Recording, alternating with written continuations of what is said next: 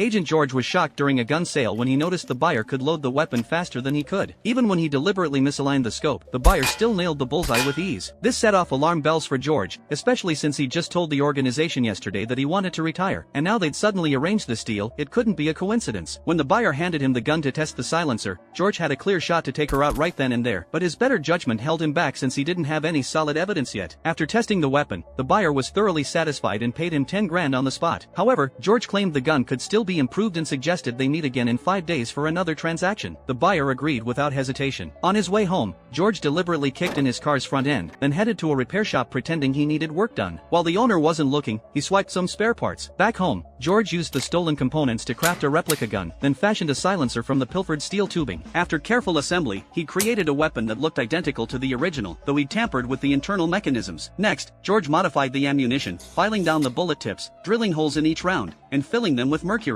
Anyone hit by these bullets would die instantly. 5 days later, George showed up as promised for the exchange. During the transaction, he never expected the buyer to suddenly announce she needed to inspect the merchandise in the bathroom, which made him break out in a cold sweat. Fortunately, she found nothing wrong after her examination. Once the buyer paid and left, George stared at the cash in his hands, thinking maybe he'd just been paranoid. But what he didn't realize was that immediately after the deal, the buyer had called his boss. Now George sensed something was off and wanted to get his wife out of there fast. What he didn't know was that at that very moment, a gun barrel was trained on him from behind, held by the same female buyer who'd purchased weapons from him 5 days earlier.